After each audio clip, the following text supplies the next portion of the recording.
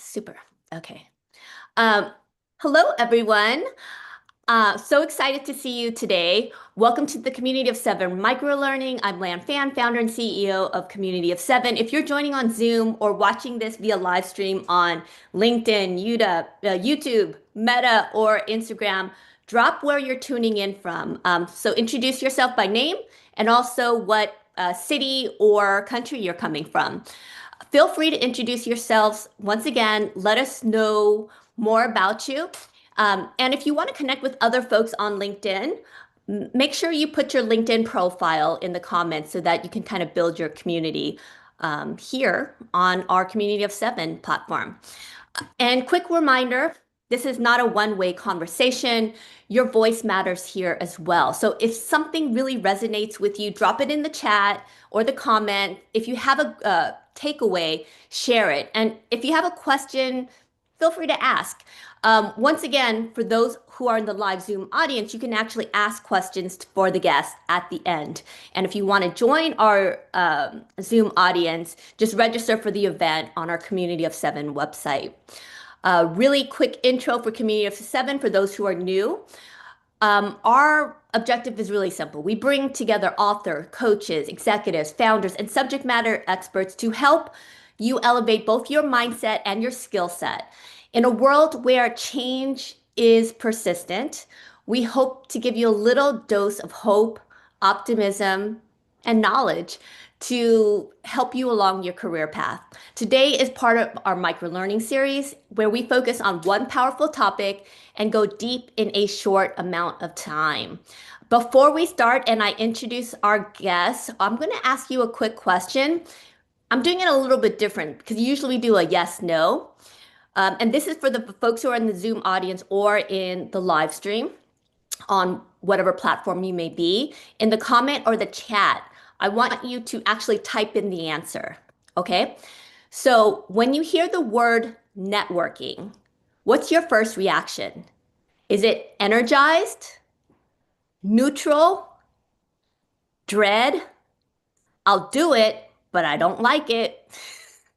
So just type out the answer and press send. Are you energized, neutral, dread, or I'll do it if I have to? Let me know in the chat and I'm going to see energized. Okay. Edu is energized. Sam, energized. Tammy, neutral. Sonia, energized. Jason, energized. We got a lot of energized folks here in the room. We got a few. I'll do it, and if I have to. Honestly, that's me. I know people always think I'm social, but I dread going to like events where I actually have to talk to people. Um, unless I get paid, then I'm like, okay, it's my job, and then I love it. Drained from the cattle call type, totally, Monique, and that's why we have you here.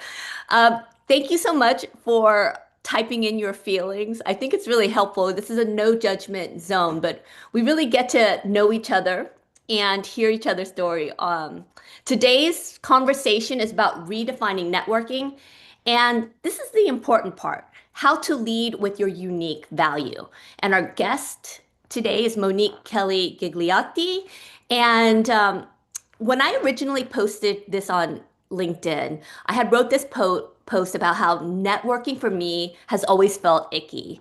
I think as an introvert, I kind of just felt like it just took so much energy from me, but also I hate the feeling that you're kind of taking. And I actually had a friend who used to say, um, your network is your net worth. Your network is your net worth.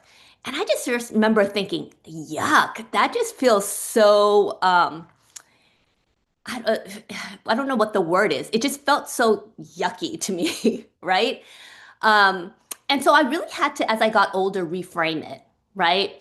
So today's talk is for anyone who has ever heard the word networking and immediately felt, I don't want to perform. But even the folks who were energized, who said that they were energized with networking, I think this is for you as well, right? This call is for the folks who don't want to pitch, They don't want to feel like they're using people. So, especially if you're an introvert, an empath, or a purpose driven leader, networking can really feel misaligned with your values. But here's the truth: relationships are not transactional, they're transformational. And the right kind of networking will not drain you, it connects you.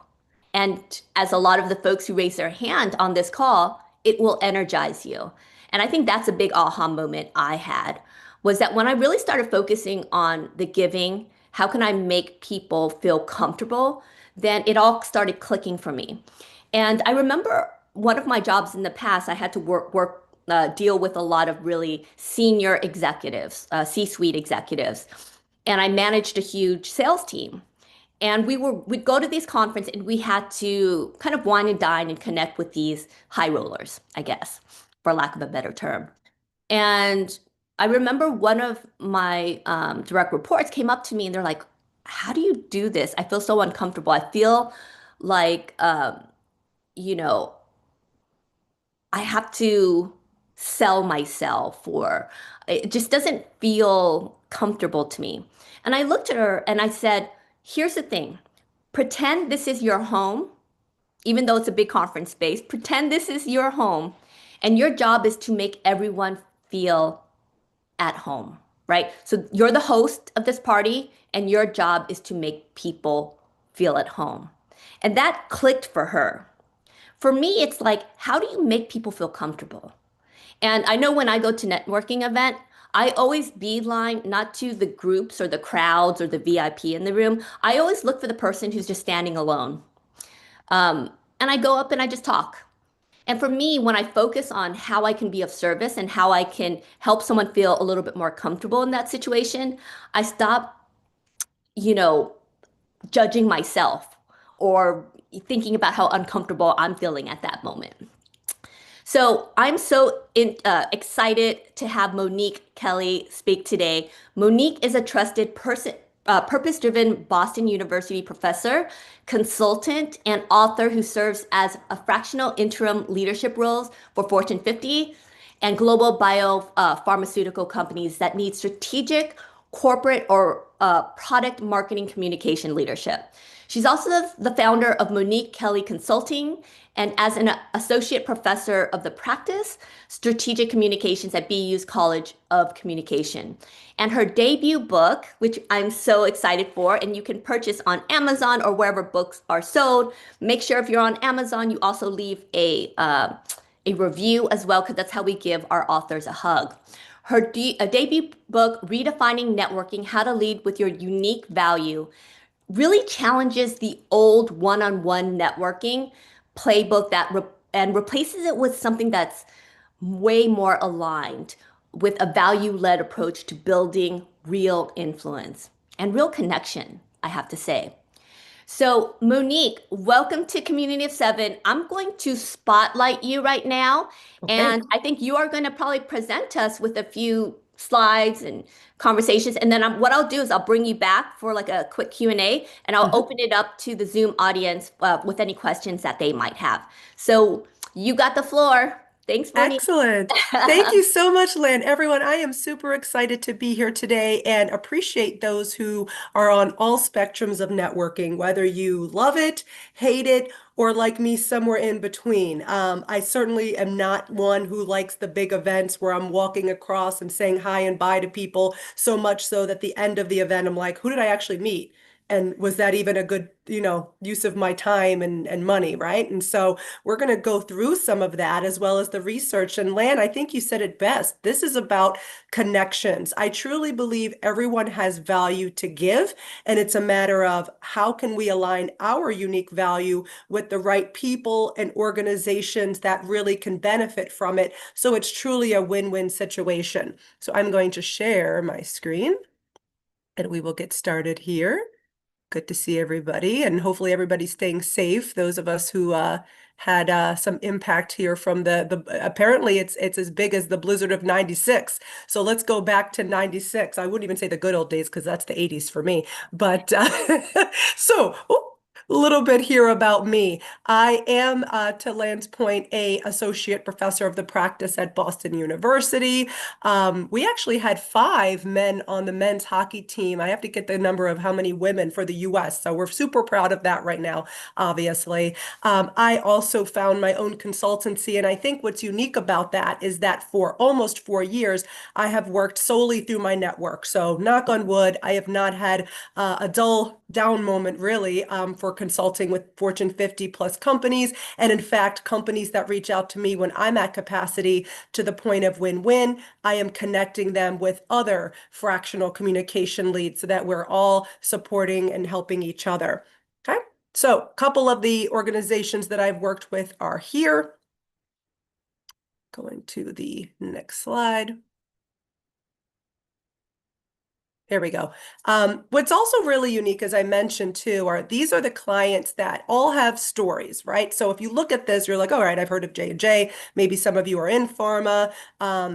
Randomly, I have a lot of experience with Japanese pharma, 20 years experience with Japanese pharma. But if you look at this, you're just like, okay, yeah, these are companies and clients, and a lot of us work with clients every day. But each client for me tells a story and is really about a relationship. So J&J, I worked with in 2010. I mean, I was really young in my career, maybe mid-level manager, and I supported their AccuView business from an agency called Weber Shandwick when I was in New York. Well, those same relationships I've kept. I've always wanted to see how I can add value even after I moved on from Weber, and they have since hired me as a fractional consultant for several businesses.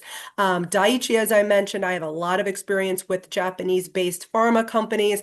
These were folks that I also met in my New York agency days, kept in touch with.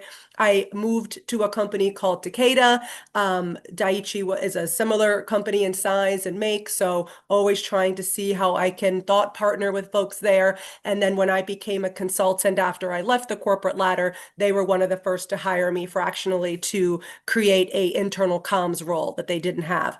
AbbVie, funny story. I call it my Christmas gift of last year. A friend of mine from years back, we're talking 2008, had seen a LinkedIn post that I put up about executive comms and said, hey, look, can you help me?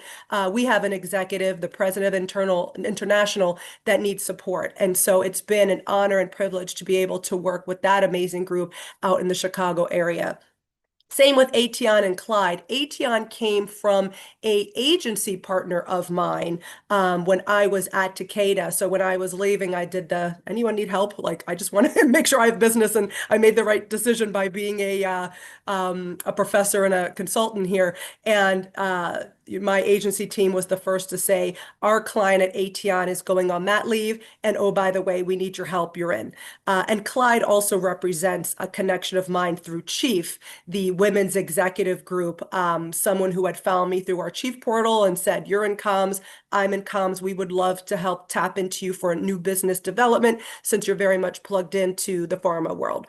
So again, these are people that regardless of the contract being active or not, and most of them still are, I'm still looking to try to connect and add value to as much as I can. All right. So I got to get all, professor on you here. The formal definition, I was curious. We did a lot of research when we were looking at this book, and I was curious, what's the actual definition of networking? Well, come to find out, it is goal-directed behavior inside and outside of an organization. So I was happy to see that there's this notion of inside networking, which we know is so important, especially when you're working within the enterprise corporate landscapes. But it's focused on creating, cultivating, and utilizing interpersonal relationships. So I bolded that word because something happened, guys, after 2020, when we were really being encouraged by all of our companies and organizations to work remotely, at best hybrid. And oh, by the way, if you need a Zoom meeting, let's make sure it has an agenda. And let's make sure the people on that call really have to be on it. We really started to script what a good meeting looks like. And so statistically, we really lost a lot of the relationships, the organic relationships that a lot of us just did by being, with our peers every day. All right. So interestingly, LinkedIn did a global study, and found about 80% of professionals find networking is valuable. So just like all of us, right? Some of us like it, some of us don't love it, but we know we need to do it. It's like in my case, going to the gym and eating vegetables. I laugh. My husband is in the other room. He's the chef of the family, and he's always finding ways for me to eat vegetables. Puts a lot. He's Italian. Puts a lot of garlic on everything. And now I'm like, no, there's too much garlic. I really don't like this broccoli, but I know I've got to do it, right? It's one of those things that I know it's good for me, but according to this study, less than half really reach out to their networks when they don't need something, right? When things are going well. And think about all of us. How many of us have heard from our former coworkers?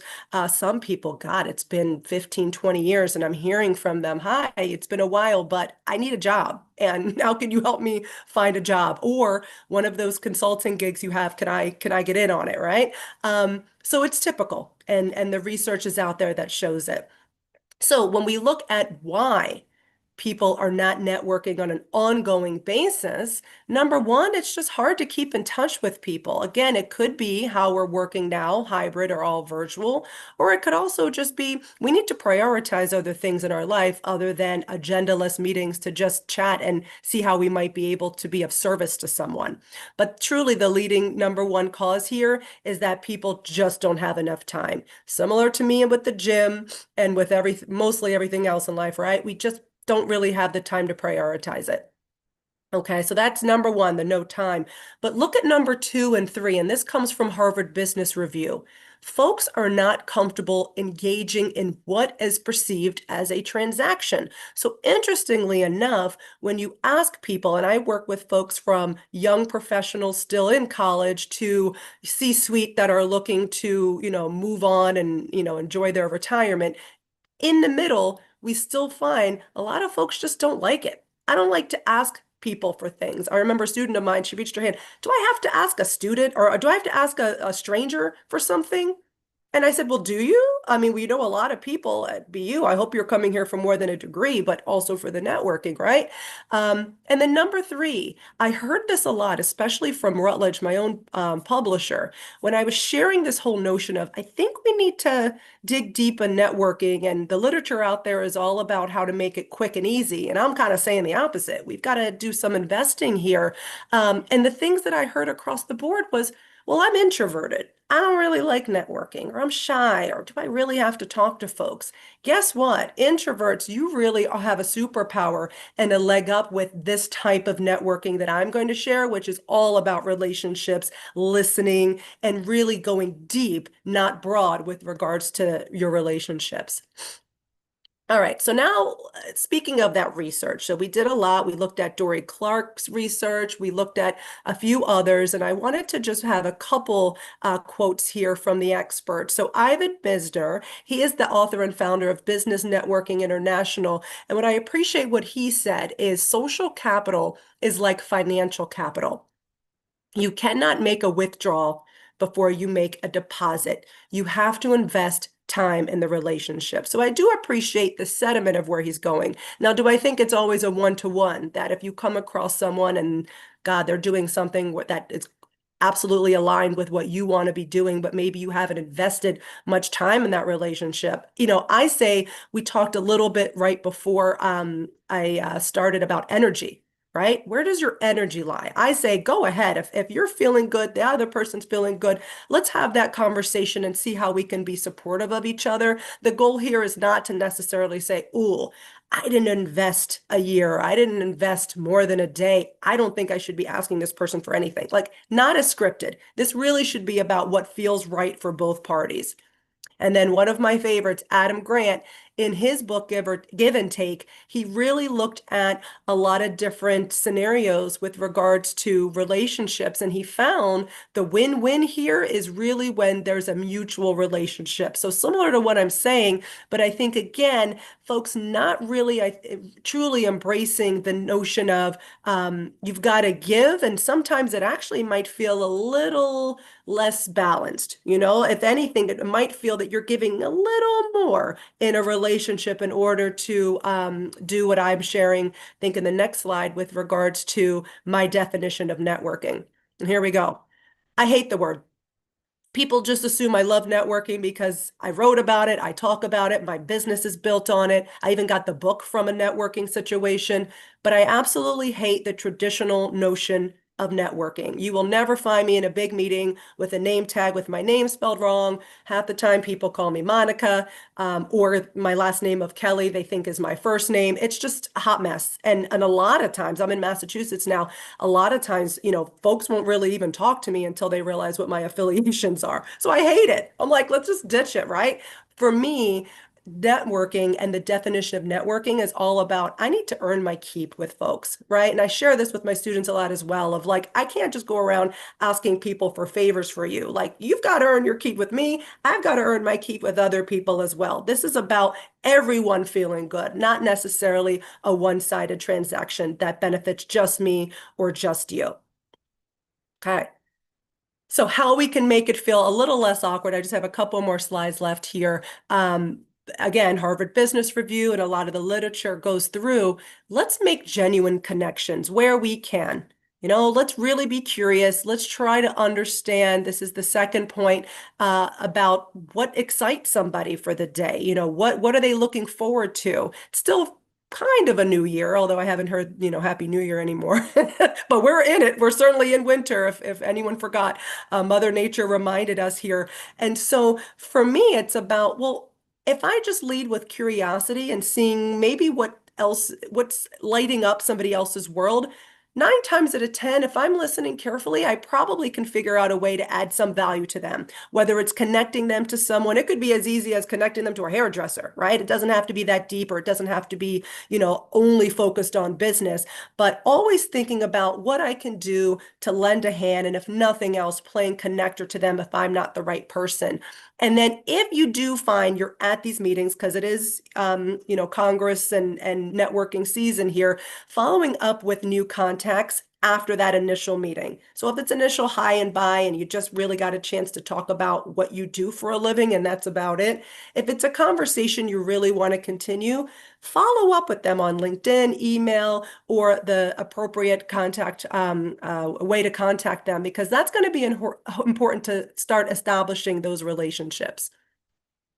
Okay, actually, I lied. I had one more, and I think we can go to more of a fireside chat. And then I do have a couple slides to end to round us up. But leading with your unique value, it's pretty easy. 3 steps. And we do this all the time. For those of you who feel energized by networking, you're probably already doing this. You're just not calling it networking. And a lot of it is just being clear on what you can do to contribute, how you can earn your keep with folks. It will be different depending on the audience, and that's our second step. So depending on if it's an organization, a family member, a friend, an industry colleague, it's going to look different. And so that's why it's important to lead with curiosity and really listening and understanding what the other person wants and needs, more so than just going in with our own agenda. And third, communication. I just posted about this today. 1.3 billion users on LinkedIn, but yet only 1% are posting regularly. And LinkedIn's definition of regularly is weekly. And so there's a lot of white space for us to be talking about the great work that we do, some stories, perhaps uplifting others on our team that helped support us on a certain project. All of that is going to help shape perception for your audience to say, oh, wow, I should contact them because they're going to know someone who can help me in comms or in engineering or marketing or whatever field that we're in, right? I always hear a lot of folks saying, I want to be a thought leader. But you can't really lead thoughts unless you're first out there establishing yourself and credibility, right? That's the first step in terms of being a key opinion leader on anything, really. So I'm going to stop sharing my screen. I think Lan has a few questions and then would love to hear from all of you. And like I said, I'll round out at the end with a few more slides. Definitely. And we have some great comments too. I'll read them later on. But I'm kind of paraphrasing, but would you say that networking isn't just about collecting contacts, but creating contribution? And like if you could elaborate more on that, like what does contribution look like? Yeah, so contribution is going to look differently for everyone. And that's why the book is really called, Your Unique Value. everyone has value to give. I establish this even with my students who feel like, oh, I don't have experience. It's like, yeah, but you can play connector. You have roommates that might want a job or other things. And also you can contribute to people on LinkedIn, even sharing, liking, engaging. I mean, Lan, you and I met on LinkedIn. I absolutely love your content. You're one of my favorite influencers out there. And so I think again, you're a great example of someone who's always contributing content value, but also being true to your authentic self. I think 83%, this new study that came out on AI, 83% of folks are really wanting human capital in an AI world. And this is all professionals, it's not younger, it's not more seasoned. And so people are craving authenticity, right? They want that value, but sometimes they don't know what that value is. So this three-step process can help us determine how can my unique value connect with the right audiences who need it right now. So true. I'm actually in San Francisco teaching a course, a corporate course on AI. It was like Oh, AI for marketing. And one of the things I focus on is that, in the past, hard skills and knowledge was, kind of the supreme. But in the age of AI, hard skills become less important and emotional intelligence becomes more mm, important. How do you build trust? How do you build rapport? How do you communicate? How do you get people to trust you, right? right. Because everyone can outsource their knowledge to AI. Everyone can kind of write through AI. We're getting so much content on LinkedIn, and you could totally tell it's like written by AI. But it's like, so what's the difference? And that's basically the networking. It's connections, it's knowing Yes. people, it's making people feel comfortable. It's like those intangible things that AI will Mhm. never be able to replicate, right? Absolutely. Yes. When I was on the hybrid working team at Takeda, this was during COVID, we did a lot of research to create the hybrid model because a lot of folks wanted to go all virtual and we were against it. We said, well, first of all, obviously safety is first and foremost. But Yeah. second of all, the research is showing 65% of people are citing that trust is really hard to be built in an all virtual capacity. And think about us. Do we really fully trust someone without having that conversation that has nothing to do with work? I mean, some of my best conversations and relationships stemmed from, somebody telling me about their situation with their kids or, how things are going with Yeah. caregiving for a parent. That's really where we can build trust and empathy, right? It's in the Yeah. stories. It's less about the day-to-day work and it's more about our humanity. Yeah. You mentioned earlier Ivan Meltzer. Mhm. He's actually in the Transformation Leadership Council with me. So we had Oh, how him on as a funny. guest probably last year or so. Awesome. So I loved his quote, but then one of, I think, his biggest quote as an organization is givers give.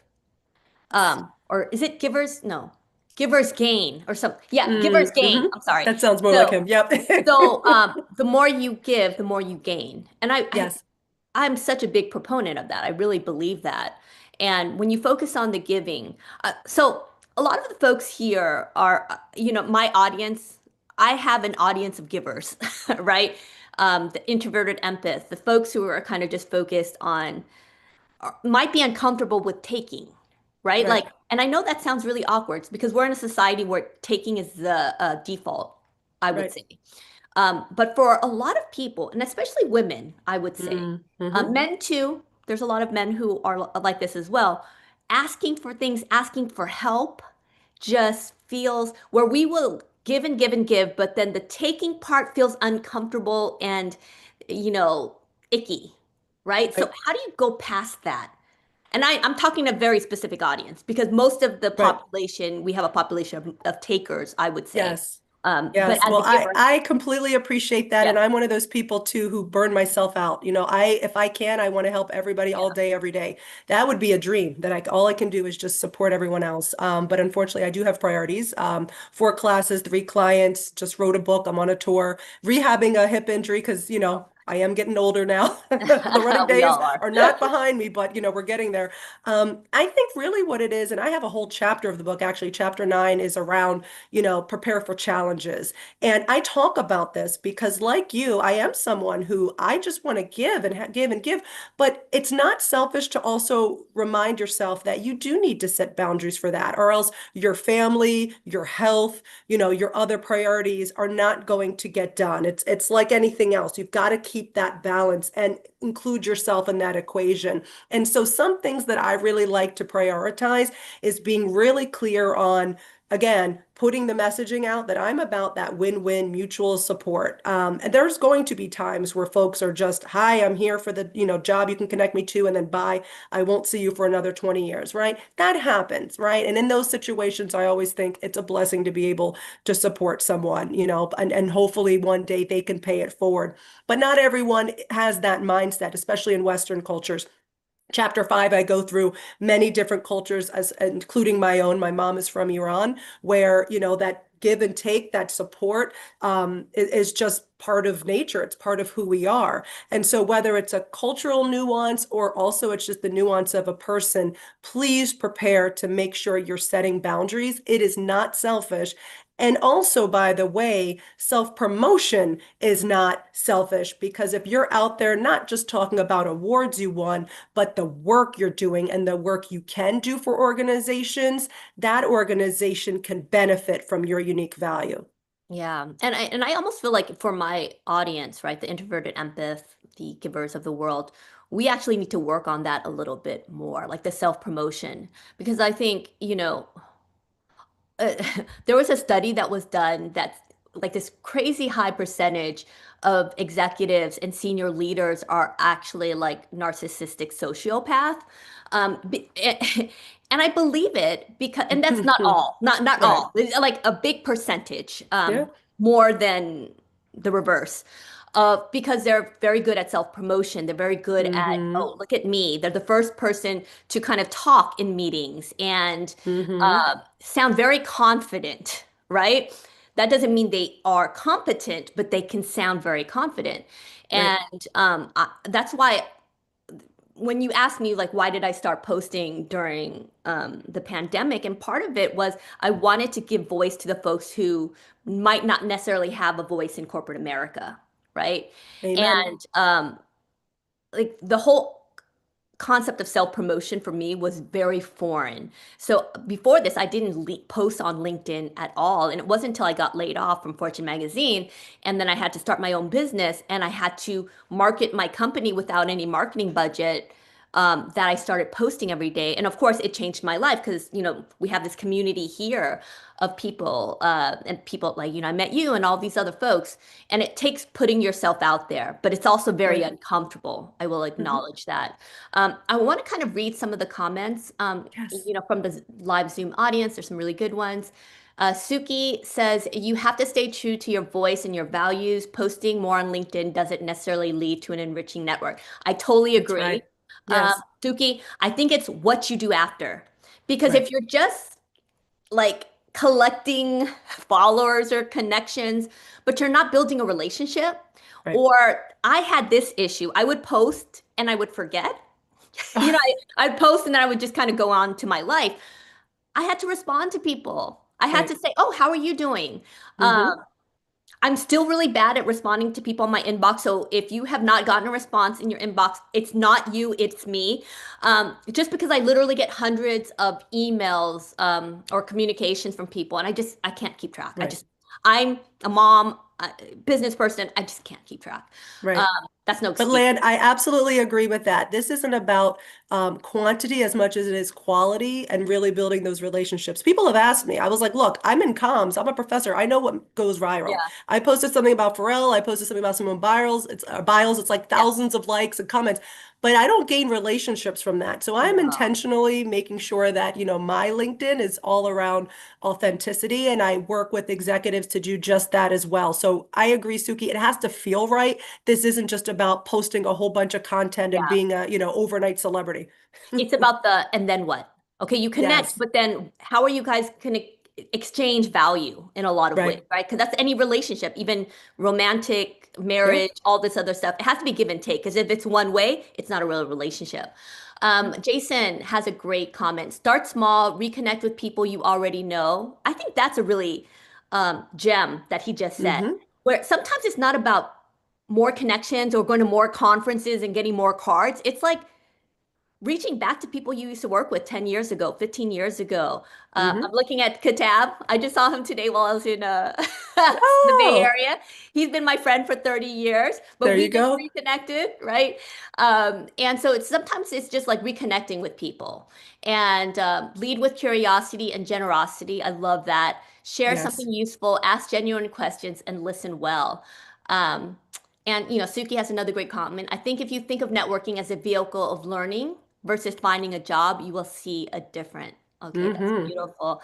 So other question I have for you. Why did you write this book now? Why this Yeah. book? Why is it important? Why is it important for the people who are here today? And what is the most important thing they should take away from your book? Yeah, really great question. So I was in the middle of working at a company that did not have the best culture. We talk about people who, the underrepresented voices. I was that. I was on a senior leadership team, the only person of color, and not just really feeling that, I could make the impact that I wanted to make by staying there. And so when I was leaving, I thought to myself, okay, what's next? I was adjuncting at the time. This was my only way of getting out of the house and dressing up really during COVID. So I was selfish. Like, I just want to look nice and teach people. And then that led to a full-time position through my network and through earning my keep, putting value out there, teaching and contributing to students at my alma mater. And so, okay, I kind of thought, well, that's interesting. Great. And then same thing when I was creating my business at the same time, I did just that. I reconnected with those colleagues, those great people who a lot of them I was still in touch with. So this wasn't a awkward, I haven't talked to you in 20 years. And same thing. Yep. Here's the business continuously for 3.5 years. And then even when writing the book, my friend Adam Ritchie was publishing his book with Routledge, and it's called Invention in PR. And he wanted me to endorse it. And I said, well, that's great, I will, but there's something here about this whole networking vibe. And it's not the cat call, it's not the going out and, schmoozing with people and being fake. This is about contributing value and helping people, whether it's students or colleagues or anyone else. And he said, yeah, let me set up a meeting. So long story short, had the conversation with Routledge. God bless Meredith from Routledge. She really waited an entire year because I was too busy doing 1,000 jobs to get back and say, look, are you going to do this proposal? Because I'd love to bring it to the board. And I wrote it. And 2 weeks later, I got the contract to write it. And I'm so blessed because it's really enabling me to connect with groups that I haven't even connected with when it comes to underrepresented young professionals who maybe aren't at BU. I barely got in. I am somebody from a socioeconomic class that, was not able to really afford BU. And, I definitely paid those student loans. But I wanted to pay it forward. And I appreciate being able to connect with people in that way, all the way up to executives from leadership and mentorship groups, where, again, most of us know about networking and we do it every day, but perhaps there's something new to learn within the book. And so when I started to write it, the first thing I thought of is this can't just be my story. This is not a memoir. And plus, if it's a memoir, I mean, my father was Mr. New Jersey and Mr. USA. That's going to be much cooler story. And my mom being a short little Iranian woman who wore the pants in the family, that could be a sitcom, really. A huge tall guy and a short woman, and who literally, like I said, I'm still afraid of at 44. But point is, I started to showcase other people, introverts, non-corporate folks, folks who are not senior on a ladder, everyone from every walk of life, cultures, different people, because I really wanted folks to see themselves within this book that we can all network. And my version of networking really is that earning your keep and just building relationships over transactions. So I'm super excited by how it came out. Amazon did make it a #1 bestseller on their business ethics list, and I appreciate that category alone is very telling. So that's the kind of story and book here that we're talking about. That's so awesome. And so a lot of people here are like high performers. You have founders, you have some executives, some people who are trying to find their way as well. But many of them are allergic to what feels kind of performative with networking. Yeah. Why does the traditional networking feel so awkward for so many of us? And Mhm. what are we getting wrong about it? Like, what's our mind shift to kind of get us to understand that, this can benefit us or, make us, what's a one paradigm shift you can kind of give us right now? Yes. Yes. Let's say 4 words. Play the long game. That's it, right? I think a lot of times in the research shows we are still very focused, at least in the West, on transactions. I've got to ask somebody for something. I might not know them. Maybe a friend knows them. I need to just, get something and move on. And sometimes not all of us are thinking about that other audience and what do they gain? I mean, sales, marketing, comms, that's what we do every day, right? We're always thinking about, or should be thinking about the audience when we communicate in some way. Not all of us do it. I mean, think about some salespeople that approach you sometimes. It's always like, I need something from you. Sometimes they use the wrong name and it's very like just pushy of an agenda, not even taking the time to even see, well, is this a business, especially for you founders? Do I even need this particular service right now? Or is this even the right time for me? So I think that's really what it is when we kind of, to Suki's point, we focus on the learning and we kind of stop thinking about things as a immediate gratification and we focus more on let things play out because I'm a big believer in what's meant to happen will happen and we all will cross paths again if it's meant to be there. So I think one of the thing I was actually talking to a friend recently, and he is so good at keeping in touch with people. I went to Stanford University with him actually, and he's a founder, very successful, multi-million dollar business, and he still keeps in touch with our friends from like college and high school. And then, when he was getting funding, he just basically reached into his Rolodex and called some friends, right? Right, And and I was like, how do you do it? How do you keep in touch with people? Because especially when you have, are of a certain age, like me, you have friends from different eras of your right. life or Yeah. different jobs, right, that Hmm. you've had. And so you think about these people, but the keeping in touch part for me is a struggle. It is, Sure. even with the current friends that I have. Hmm. And what he used to do is he actually has a spreadsheet of his friends, like maybe there's 800 Oh, people wow. on that list with their birth dates. And he Oh, sorts it by birth date and he wishes everyone a happy birthday. And he does that every year. And it makes me think of systems, right? And it makes right. me think of Peter Drucker's what gets measured gets Hmm. managed. And a lot of times we will measure how much we exercise. Maybe we'll track our calorie counts or how much we slept. But most of us don't count or track our social connections and have we kept in touch with our friends, right? Right. What's a system or like, do you have a system or recommendation in terms of how you can systemize it without, because when I say systemize it Right. and friendship, it just feels very forced. But, Sure. how do you make it so that I've tried apps where it reminds you of your birthday and then I just get overwhelmed. Like, Right. what are the things that you can do to create systems to make sure those connections are fresh? Yeah, so the non, I think, spreadsheet, analytical mind in me, I find real comfort in, LinkedIn. And really, I spend more time than I do posting, just reading others' content. And it's crazy because like you said, people from high school, people from 20 plus years ago for my first job, like everybody seems to be on it.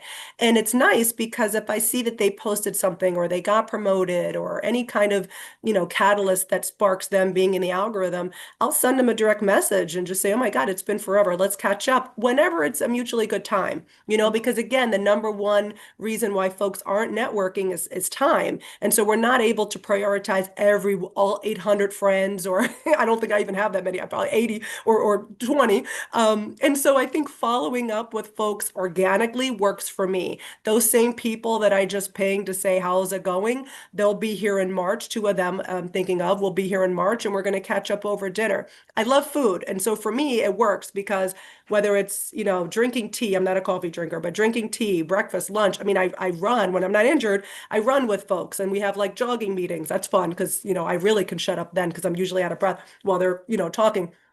So whatever works, I guess, is the name of the game here. But for me, it feels more genuine if I'm not tracking through a spreadsheet, but I'm just going again where my energy lies. So I mean, all my direct reports, I always say, I mean, I must have did something right because we're still friends, still supporting them. We're talking about food and life and getting to see their kids and all kinds of things. But it really starts again with that relationship. Okay, so this is more of a fun question. Well, let me ask this question first, and then I'll follow up with the second question. Many people avoid social situations or networking because they freeze. They don't know what to say without sounding awkward or salesy. I know a lot of times I feel like, oh God, just like a fish out of water sometimes. Like, Sure. I don't want to say, well, how's the weather? Because that's just really corny. Like, how do we get past that and, have those meaningful conversations, Yeah, right? I think this is where authenticity matters. I'm quirky. I'm always going to be quirky, right? It's like I live up to my name. My name means unique. I embrace who I am, right? I love the roots. I reached out to Tariq Trotter one day and we ended up hanging out with my husband with the root. It's like I'm just that type of person, right? I put myself out there.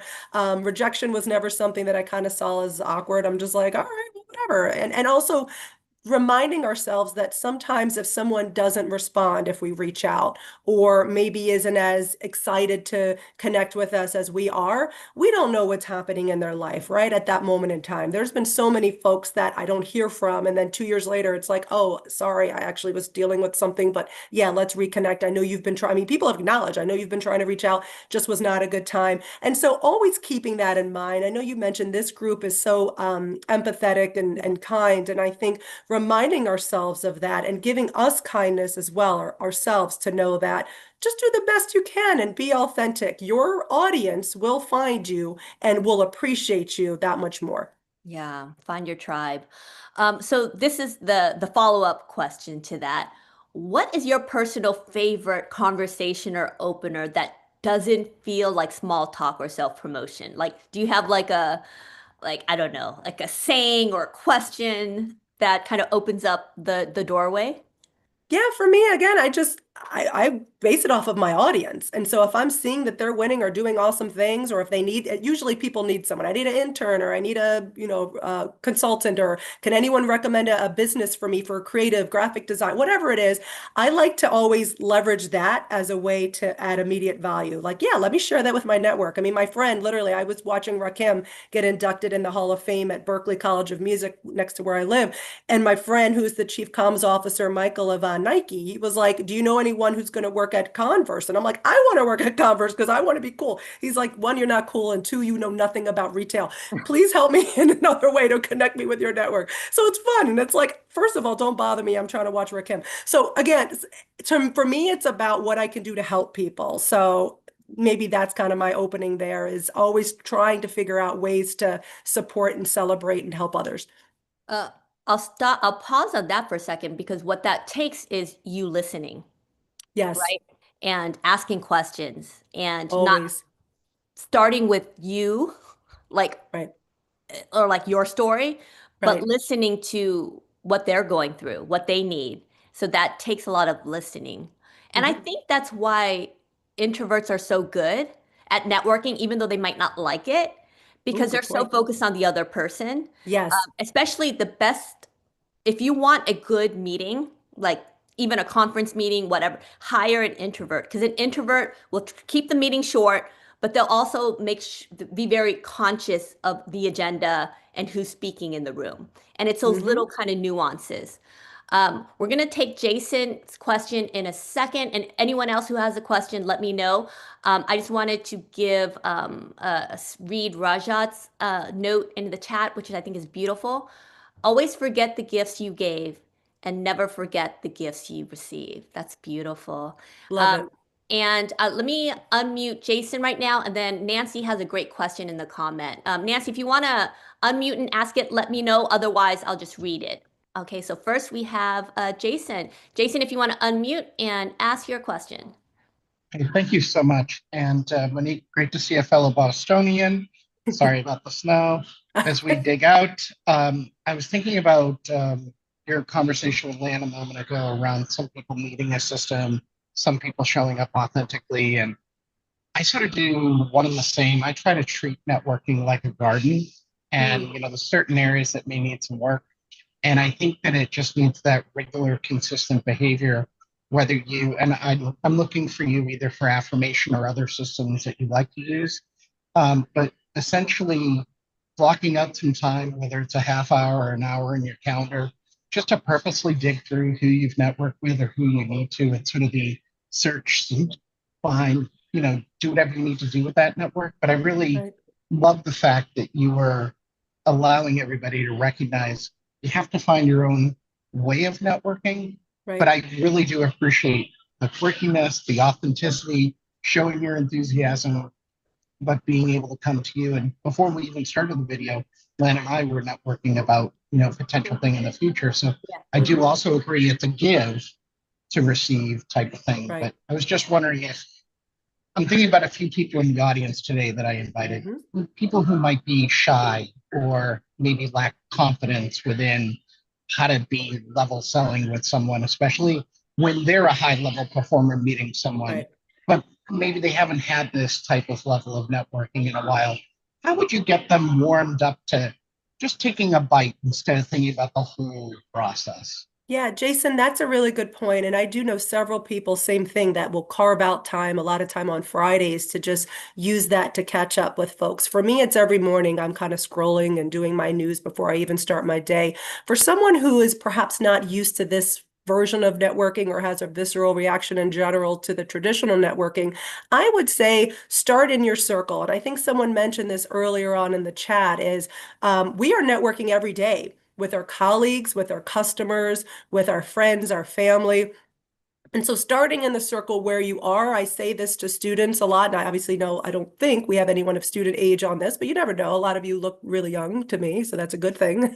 But I tell my students, they always assume they don't have a network because they're in college. It's like, no, those first two jobs in New York, I got through a fellow classmate and your professors and your advisors and the guest speakers. So all of us have a network, even if we're young. I'm actually teaching these principles to my 16-year-old nephew.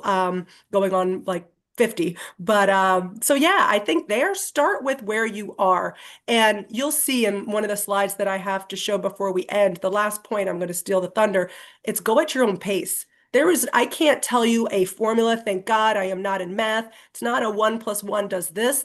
You really got to see what works for your energy and what you're looking for. So being really clear on your goal and the value you want to contribute to the right audiences is going to help you build these relationships that are mutually supportive. Great question, Jason. Yeah, that was a great question, Jason. Another thing is kind of Jason, what you were saying where we chatted because you came early, come early.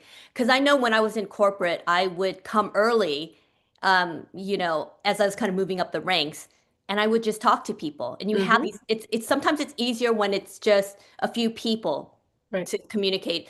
And to this day, when I go to conferences and I'm like maybe doing a keynote, or even yesterday I was doing a training for like maybe 50 people, I came early and I just said hi to everyone. I was like, "Hi, Hmm. I'm going to be the instructor today."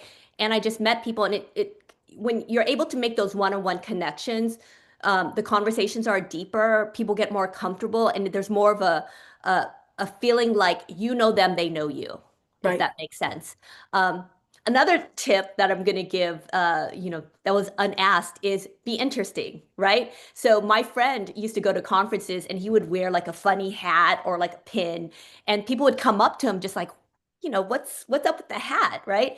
And even on Zooms, I'm looking at Sam Jennings, who's in the Zoom audience, and I was like, oh, what a cool background he has. That's really interesting. So I went to LinkedIn. I'm like, oh, we're connected.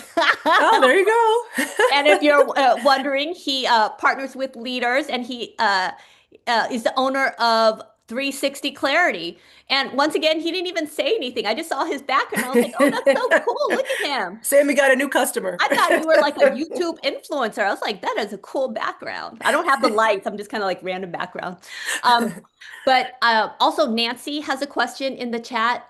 Can you give a simple example of how to reach out to people to reestablish connections and offer to help? I like that. That's a good one.